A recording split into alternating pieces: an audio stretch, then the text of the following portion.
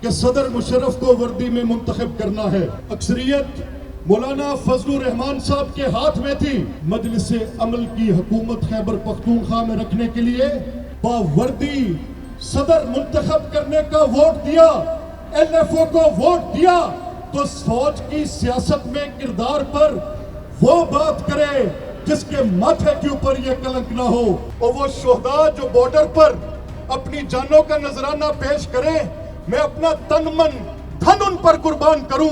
پاک افواج کے ساتھ ہمارا رشتہ محبت کا رشتہ ہے، محبت کا رشتہ ہے، محبت کا رشتہ ہے۔ یہ اس عوامی اجتماع کا فیصلہ ہے کہ اگر روکنا پڑا تو طاقت سے بھی روکیں گے انشاءاللہ۔ مولانا صاحب قبلہ آپ تو ہمارے شہداء پہ بولنے لگے، یہ بات قابل افسوس ہے اور آپ کو اس پر ہر صورت قوم سے معافی مانگنی چاہیے۔ آج کا یہ اجتماع صرف اس پیغام پر کہ پاکستان آج مختلف چیلنجز میں گھرا ہوا ہے، وہ چیلنجز چھوٹے چیلنج نہیں ہیں۔ آج کا دور ذرائع ابلاغ کا دور ہے۔ آج میں اور آپ سوچنے سمجھنے کی صلاحیت رکھتے ہیں۔ آج میرے اور آپ کے پاس اگر ایران میں کوئی کام ہو رہا ہو، پلک چھپکتے اس کی خبر ہمارے تک آتی ہے۔ اگر امریکہ میں صدر ٹرمپ کوئی فیصلہ کرتا ہے تو چند لمحوں میں وہ خبر ہمارے تک آتی ہے۔ اگر کوئی نیتن یاہو جیسا غدار غنڈا اگر وہ کوئی فیصلہ کرتا ہے تو چند لمحوں میں وہ خبر ہمارے پاس آتی ہے۔ اگر فلسطین میں نہتے مسلمانوں کو شہید کیا جاتا ہے تو ہم وہ تصویریں دیکھتے ہیں، ہمارے سامنے ان معصوم بچوں کے لاشیں اٹھائے ان کے باپ نوحہ کنا ہسپتالوں کی طرف بھاگتے ہیں، وہ بھی آگے کھنڈر مسمار کیے ہوئے ہوتے ہیں۔ وہ ظلم کی داستانیں ہم اپنی آنکھوں سے پلک چھپکتے دیکھتے ہیں۔ یہ رائے عامہ ہوتی ہے جو قائم ہوتی ہے، اور میں آپ کا شکر گزار ہوں کہ جب آپ کو یہ پتا چلا کہ چاہے کوئی کتنے مرضی بڑے قد کا ہے، اس نے ہمارے شہداء پر ہرزہ سرائی کی ہے، تو آپ لپٹ کر چھپٹ کر اس میدان میں آج یہاں پر اکٹھے ہیں۔ یہ صرف اور صرف شہداء کی حرمت کو سلام کرنے، ان کے خاندانوں کو یہ بتانے کہ شہید کی جو موت ہے وہ قوم کی حیات ہے، اور ہم یہ ہرزہ سرائی چاہے کوئی عمران خان کرے بالکل قبول نہیں کریں گے۔ نہیں بھولا وہ 9 مئی کا دن، وہ ایک دن جس دن پاکستان کی 29 چھاؤنیوں پر حملہ ہوا۔ یہ افواج میرا فخر ہے، یہ ان کے میڈلز، یہ ان کی سجیلی وردیاں، یہ میرا فخر ہیں۔ ان کے فخر کو کوئی چھیننے کی بات کرے گا تو یہ ہے وہ عوام کا ٹھاٹھے مارتا ہوا سمندر جو تمہارا راستہ روکے گا۔ اور میں کیسے فخر سے سر بلند کرتا ہوں۔ 10 مئی بھی میرے حافظے میں ہے۔ 10 مئی اسے چند روز قبل میں ڈگمگایا پھرتا تھا، جس دن ہندوستان نے ایک میزائل مارا، نہتے نمازیوں کو شہید کیا، مسجد کو شہید کیا، عورتوں اور بچوں کو شہید کیا۔ صرف مریدکے میں نہیں، بھاولپور میں مارا، اور بہانہ کیا لگایا کہ میرے ملک میں دہشت گردی کے پیچھے پاکستان کا ہاتھ ہے۔ اور ذرا سوچو، عقل کی بنیاد پر سوچو، یہ کیسے تصور کیا جا سکتا ہے کہ وہ ملک جو پچھلے 30 سال سے اس دہشت کے خلاف لڑ رہا ہو، وہ ملک جس نے 1 لاکھ سے زیادہ افراد کی قربانی دی ہو، شہادت دی ہو، وہ ملک جس نے اپنے اسکول کے بچوں کے اے پی ایس میں لاشیں اٹھائے ہوں، وہ ملک جس کے پورے وکلا کی کمیونٹی کو کوئٹہ میں पलक झपकने में लुक्मे अजल बना दिया गया हो, वो मुल्क जिसके बाजार चौराहों में, जिसकी हाई कोर्टों में, जिसके दाता दरबारों में, वो मुल्क जिसकी इमाम बारगाहों में इबादत गुजारों को जो सजदा रेज हैं उनको शहीद कर दिया जाए, वो मुल्क जिसके चप्पे चप्पे पर दहशत गर्दों की कार्रवाइयों के निशान हो, और वो कैसे कर सकता है। मेरे वजीर आजम ने कहा, जनाब शहबाज शरीफ ने कहा, आपको पता है ना वो आपके एमएनए भी हैं, उन्होंने कहा कि अगर कोई सबूत है तो पहलगाम वाक़ये का हिंदुस्तान वो सबूत पेश करे। सबूत कोई नहीं था। मेरे वजीर आजम ने कहा किसी तीसरे फरीक से इसकी तहकीक करा लो, इसका इंसाफ करा लो, जिरगा बिठा दो, इंक्वायरी करा लो, कमीशन बिठा दो, यूएन देख ले, दुनिया की कोई बड़ी बॉडी इसको देखे और देखकर बताए कि कहीं पाकिस्तान का इसके अंदर रत्ती भर भी कोई अमल दखल है। आज तक मुजरिमाना खामोशी है हिंदुस्तान की तरफ से। अक़वाम आलम ने सफारतकारी में पाकिस्तान के इस मौक़िफ़ को तस्लीम किया, लेकिन फिर भी मैं डगमगाया फिरता था। मेरी खुद मुख्तारी पर हमला था। मैं डर गया था कि ये हिंदुस्तान अपनी बर्तरी साबित कर गया, अपनी हेजमनी क्रिएट कर गया। जब चाहेगा बॉर्डर पार से मिसाइल मारेगा, सर्जिकल स्ट्राइक्स करेगा। मैं अपनी अफवाज की तरफ देख रहा था, अल्लाह करीम के आगे दुआ गो था, रातों को उठ उठ कर परेशान फिरता था कि ये मेरा मुल्क जो इतनी कुर्बानियां देकर हासिल किया, आज हिंदुस्तान के तसल्लत में आ जाएगा। मैं सहमा हुआ था, डरा हुआ था, मायूस था। और फिर यकायक चश्मे फल्क ने क्या देखा कि 4 घंटे के अंदर अंदर 10 तारीख की सुबह को यहां से मेरे शाहीन उड़े और हिंदुस्तान के वो 4 राफेल लम्हों में गिराकर जमीन बोस किए। 1 साल के बाद पता चला, अमेरिका की एजेंसियों ने बताया, दुनिया की एजेंसियों ने बताया, फ्रांसीसी एजेंसियों ने बताया, जिन्होंने जहाज बनाए थे, कि ये 4 भी नहीं 8 गिराए थे।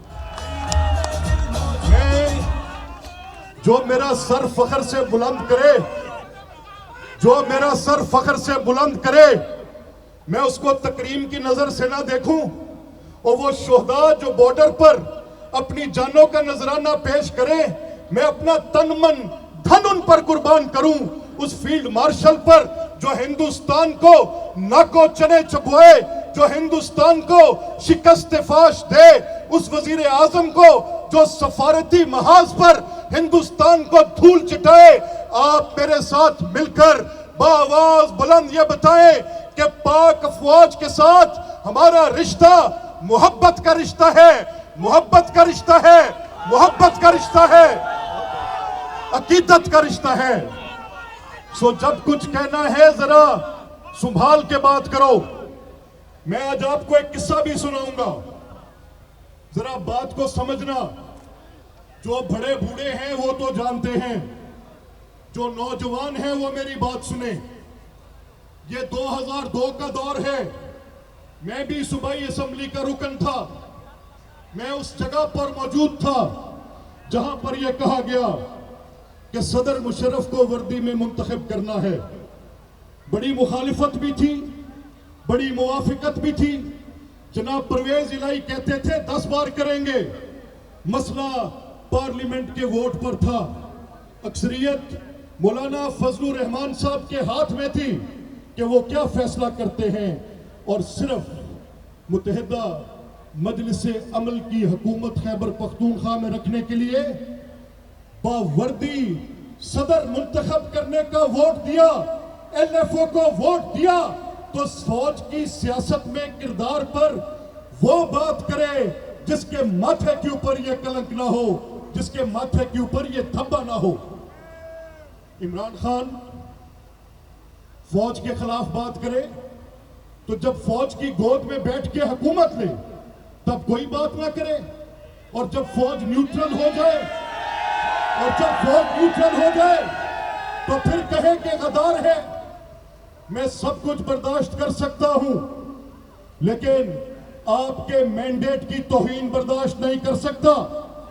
یہ آپ دیکھیں, یہ ہزاروں کی تعداد میں ایک دن کی کال پر یہ لوگ بتا رہے ہیں کہ یہاں پر کوئی کسی سے بھیک مانگ کر منتخب نہیں ہوا, ان کے ووٹوں کی طاقت سے ہوا ہے. ابھی تو یہ جو جمع غفیر ہے, ابھی تو یہ ایک پیسنجر ٹرین کے افتتاح پر ہے. ابھی تو جب یونیورسٹی آنی ہے تب کیا ہوگا, ابھی جب موٹر وے آنا ہے تب کیا ہوگا. میں یہ کہوں گا کہ خیال کریں, یہ بنیادی حق ہے میرا, یہ گلی نالی سڑک یہ کسی کا کوئی احسان نہیں ہے, یہ تو میرا رائٹ ٹو گڈ لائف ہے, اچھی زندگی کا حق. آئین پاکستان مجھے اس کی ضمانت دیتا ہے, میں اس کی بنیاد پر بات نہیں کروں گا. میں بنیادی حق اس لیے مانگتا ہوں کہ مجھے آئین ضمانت دیتا ہے. میں گلی نالی کے ڈیولپمنٹ کے نیریٹو پہ آپ سے, اس بیانیے پہ آپ سے کبھی ووٹ مانگنے نہیں گیا. میں تو یہ کہہ کر جاتا ہوں کہ یہ آپ کا بنیادی حق ہے, یہ آپ کی دہلیز پر پہنچانا ریاست کی ذمہ داری ہے, اور جو نہیں پہنچا پائے گا وہ اپنے ساتھ بھی برا کرے گا, اور آپ کے ساتھ بھی, اور آپ کے ساتھ بھی, اور آپ کے ساتھ بھی. میرا سیاسی حق بھی ہے کہ مجھے شہروں کے برابر زندگی دو. مریم نواز صاحبہ جیسے شہباز صاحب نے اپنی سفارتکاری کے ساتھ اقوام عالم میں میرا سر بلند کیا, آج میرے سیاسی حقوق, رائٹ ٹو گڈ لائف, میرے بنیادی حقوق, اچھی زندگی کا حق, یہ صاف دیہات پروگرام جیسے منشور لے کر جب آپ باہر نکلی ہیں, مجھے لگتا ہے کہ مجھے انسان تسلیم کر لیا. پہلے تو لوگ کہتے تھے کہ میونسپل سروسز ان کا حق ہے جو میونسپل ٹیکسز دیں.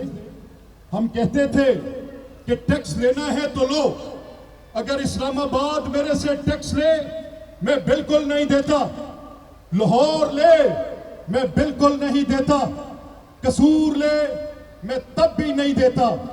لیکن اگر میرے گاؤں کی مقامی یونین کاؤنسل میرے سے کوئی اگر ٹیکس لے, میری تعلیم پر خرچے, میری صحت پر خرچے, میری سڑک پر خرچے, یہ ایسے واقعات, دل ہلا دینے والے واقعات, یہ جو کل ایک بچہ یہاں پر تالاب میں گر کے, اس جوہڑ میں گر کے اس کو صاف کرنے کا مجھے حق دے, میرے سیاسی حقوق اگر مجھے یہ یونین کاؤنسل یہ فیصلہ کر کے دے تو میں ایک نہیں جھولیاں بھر کے ٹیکس دوں کہ اگر میرے پہ لگا کر میرے پہ ہی خرچ کرتے ہو تو.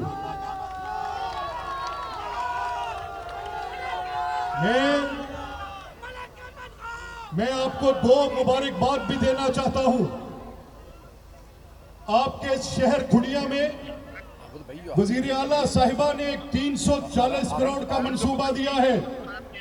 یہ صرف سیمنٹ بجری کا منصوبہ نہیں ہے, یہ میرے پانی کو صاف کرنے کا منصوبہ ہے, وہ میرے پانی کو صاف کرنے کا منصوبہ ہے, میرے ایکوا فائر کو یعنی زیر زمین پانی کو بھی گندا ہونے سے بچانے کا, مجھے کینسر کی بیماری سے بچانے کا, مجھے جگر سے بیماری سے بچانے کا, مجھے یرکان کی بیماری سے بچانے کا, جس میں میری نسلیں ایک تکلیف سے گزر رہی ہیں. شکریہ مریم نواز شریف کہ اتنی حقیر رقم کے ساتھ یہ آپ نے منصوبہ صرف کھڑیا میں نہیں دیا, کوٹ رادھا کشن میں بھی دیا, اور یہ کم از کم 10 ارب روپے کی لاگت کے منصوبے ہیں. میں آپ کا شکر گزار ہوں کہ آپ نے وسائل کا رخ دیہات کی جانب موڑا ہے, ہمارے حقوق دیے ہیں ہمیں, میں آپ کا شکر گزار ہوں.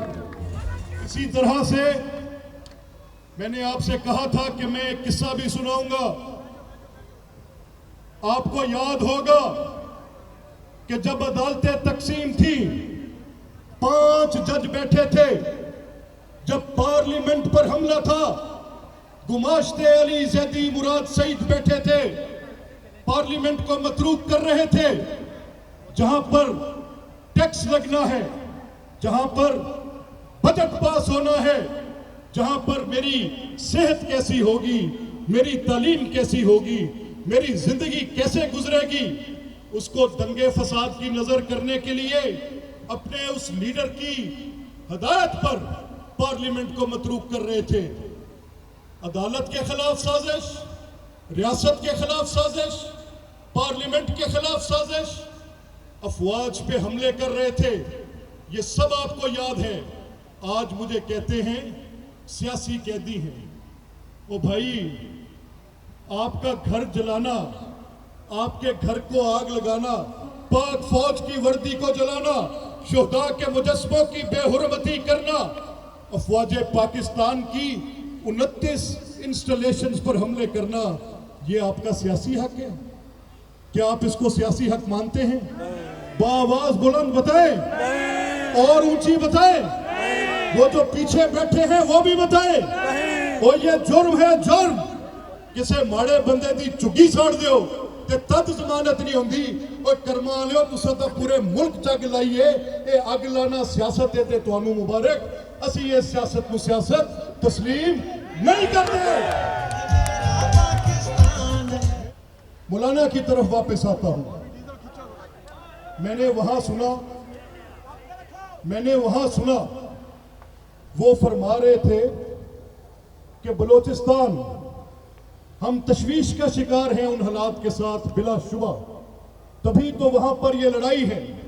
تو مولانا کیا بھول گئے کہ وہ جو بی ایل اے لڑ رہی ہے, وہ جو بی ایل اے فساد برپا کرتی ہے, وہ جو بی ایل اے حملے کرتی ہے, وہ جو بی ایل اے ہمارے سرکاری دفاتر پر آگ لگاتی ہے, وہ جو بی ایل اے ہمارے وکلا کو شہید کرتی ہے, وہ جو بی ایل اے ہماری پولیس کو مارتی ہے, وہ جو بی ایل اے پنجاب کا شناختی کارڈ دیکھ کر 10 افراد کو گولیوں سے بھون ڈالتی ہے, کیا آپ کو اس بات کی خبر نہیں کہ وہ راہ کی ایجنسی سے پیسے لیتی ہے؟ تو افواج پاکستان کیا کریں؟ ان کے ساتھ بیٹھ کر بات کریں. یہ اس عوامی اجتماع کا فیصلہ ہے کہ اگر روکنا پڑا تو طاقت سے بھی روکیں گے انشاءاللہ. صرف آخر میں مجھے آپ کی گرمی کا احساس ہے. میں تو بات اور بھی لمبی کرنا چاہتا ہوں. اگر آپ اجازت دیتے ہیں تو چند جملے بول لیتا ہوں. پیچھے سے بتائیں ذرا, اگر آپ اجازت دیتے ہیں تو. اب آپ مجھے یہ بتائیں, چپاٹو بریک لا. اب آپ مجھے یہ بتائیں کہ آج دنیا میں جو جنگ ہو رہی ہے امریکہ اور ایران کی, اس جنگ کے بارے میں کس کس نے سنا ہے؟ ہاتھ اٹھائے, ہاتھ اٹھا کر بتائے. اب میں نے ایک سوال کرنا ہے کہ اس جنگ کو کس نے روکا تھا؟ نام بتائیں,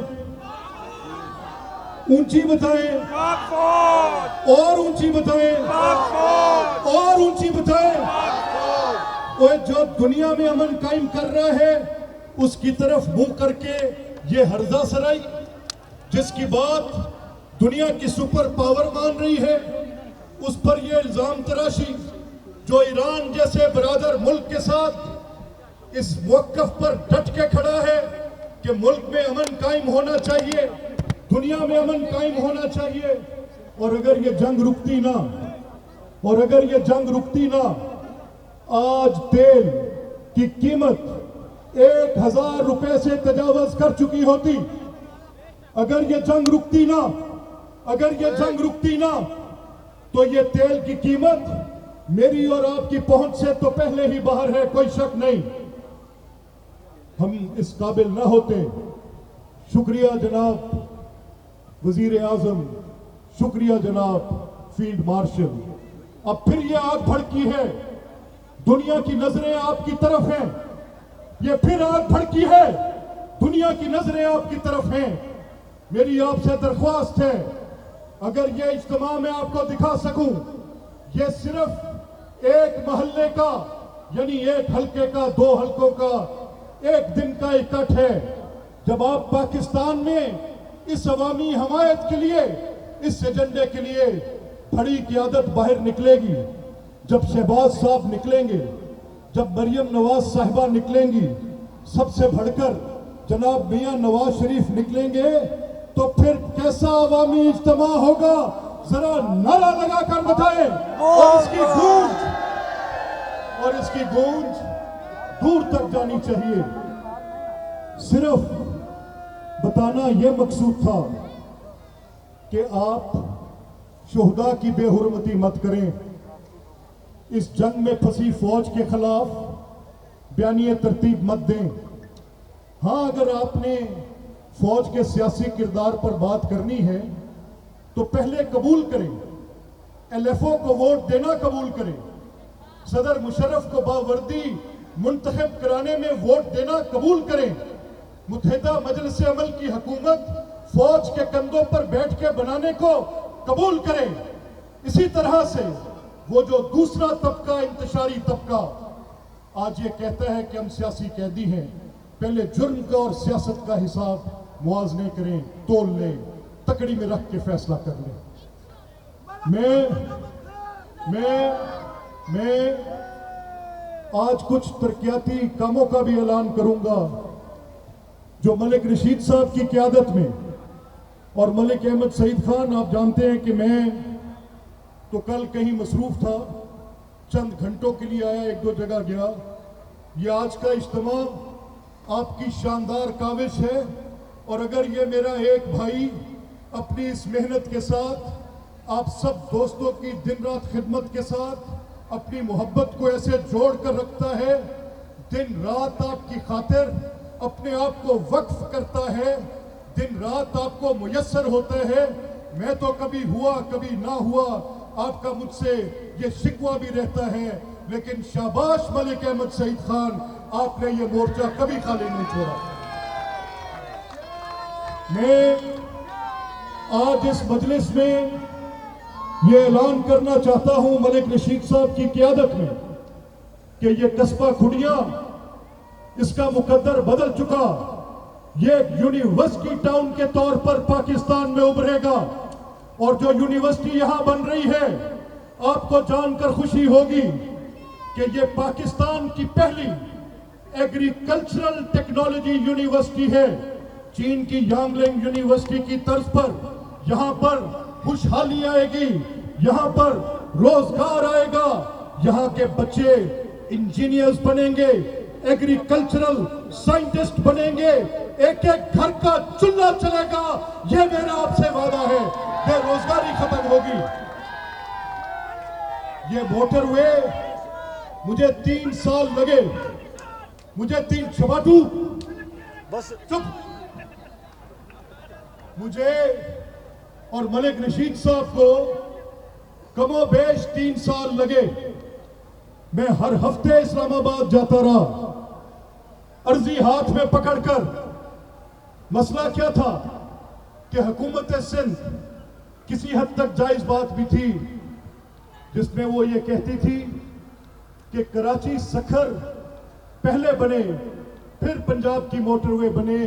میں شکریہ ادا کرتا ہوں سندھ حکومت کا کہ جنہوں نے اس بات پر اتفاق کیا کہ اس پروگرام کی بھی ایک علیحدہ ساخت اور اہمیت ہے، اس کو بھی ساتھ شروع ہونا چاہیے، اور کراچی سکھر کو بھی، اور دونوں پروگرام انشاءاللہ ہماری موٹر وے پہ پہلا بلڈوزر 25 ستمبر سے پہلے چلے گا انشاءاللہ العزیز۔ میں نے صرف باتیں کر کے نہیں کہا کہ یہ گلی نالی سڑک، یہ تو آپ کا وہ حق ہے جو بنیادی حق ہے، اچھی زندگی کا حق جس کی ضمانت آئین دیتا ہے۔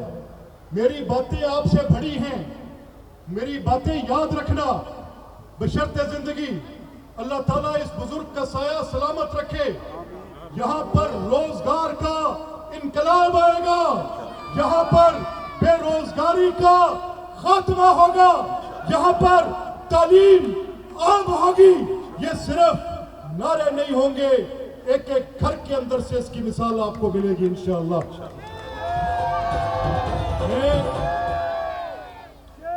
آخر میں میں جہاں بھی گیا ہوں اور کل میں نے جو بھی میٹنگز کنڈکٹ کی ہیں میں نے یہ کہا ہے کہ یہ آج ہمارا وارم اپ سمجھتے ہیں انگریزی میں کہتے ہیں، وہ کہتے ہیں جب 100 میٹر کی دوڑ لگنی ہو اس سے پہلے ایتھلیٹ کو، وہ دوڑ باز کو جس نے بھاگنا ہے، وہ کھڑے ہو کر ایک ہی جگہ پہ ایسے ایسے کرتے ہیں، اسے وارم اپ کہتے ہیں۔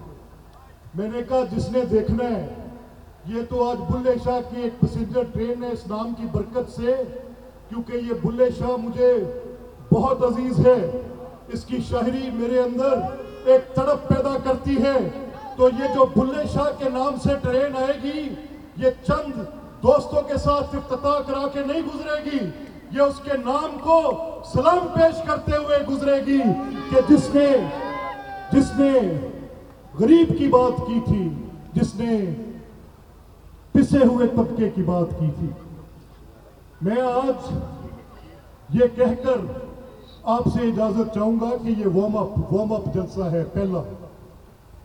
انشاءاللہ وزیر اعلیٰ یونیورسٹی کا افتتاح کریں گی، اور اس دن جیسے ہم نے رمضان المبارک میں، پوری دنیا اس کی مثال مجھے دیتی ہے، جگہ جگہ پر لوگ مجھے پوچھتے ہیں، جناب پرویز رشید صاحب ایک بڑے منجھے ہوئے سینئر سیاستدان ہیں، انہوں نے مجھ سے کہا کہ یار یہ کیسے ممکن تھا کہ عین افطار کے وقت میں 50-60 ہزار نفوس، ادھر اللہ اکبر کی صدا بھی بلند ہو گئی، وقت افطار بھی ہو گیا، لیکن کوئی شخص اپنی کرسی سے ہلا نہیں جب تک کہہ نہیں دیا گیا۔ میں نے کہا یہ شریف شرفا ہے، اچھے بھلے لوگوں کی آل اولاد ہیں، ان کو اپنے میزبان کی عزت رکھنے کا پتہ ہے۔ یہ ایسے میزبان ہیں کہ جو آپ کے آنے پر کبھی ہلکی پھلکی بھی کوئی ایسی بات نہیں کریں گے۔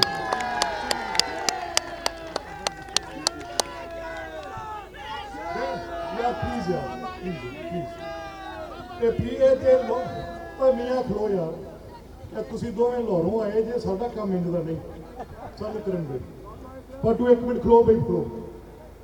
میں کل کے اس افسوسناک واقعے پہ، یہ ہمارے پنڈال کے عقب میں، اس لیے ہم نے اس کا تھوڑا سا ہمیں حکم بھی بدلنا پڑا کہ یہاں پر ایک 1965 کی جنگ میں جب ہندوستان نے حملہ کیا تھا، یہاں پر ایک بم بلاسٹ ہوا تھا، اس کے نتیجے میں یہاں پر کچھ ایسی مشکل تھی زمین پہ، یہاں پر پانی کا ایک قدیمی تالاب گندا جوہر بن گیا، ایک معصوم 3 سال کا جگر گوشہ، میں نے کل اس کی ماں کو تڑپتے دیکھا، کل میں نے اس کے باپ کو فریاد دیتے دیکھا، کل میں نے دیکھا کہ کس طرح وہ ریسکیو 11-22 کے جوان اس گندے جوہر میں جس کے پاس جانا ناممکن تھا، کیسے غوطہ خوروں نے اندر جا کر اس بچے کی ناش کو برآمد کیا، ساری رات وہ اپنی تگ و دو میں لگے رہے، اس کے ساتھ دل کسمسائے تھے۔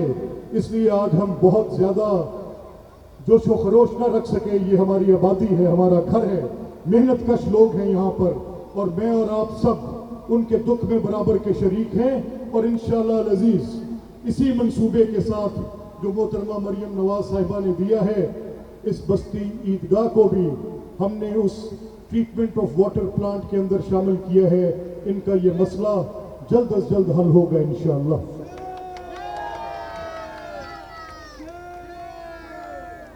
اور میں مولانا صاحب آپ محترم ہیں، نہیں بھائی کوئی ایسی بری بات نہیں کرنی، خبردار، آپ محترم ہیں، آپ سے تو اس کردار کی توقع ہے کہ آپ اپنی سیاسی حکمت کے ساتھ ان پیچیدہ مسائل کو حل کرنے کی، اس گتھی کو سلجھانے کی کوئی ترکیب اور تجویز کریں گے۔ قبلہ آپ تو ہمارے شہداء پہ بولنے لگے، یہ بات قابل افسوس ہے، اور آپ کو اس پر ہر صورت قوم سے معافی مانگنی چاہیے۔ اللہ تعالیٰ آپ کا حامی و ناصر ہو۔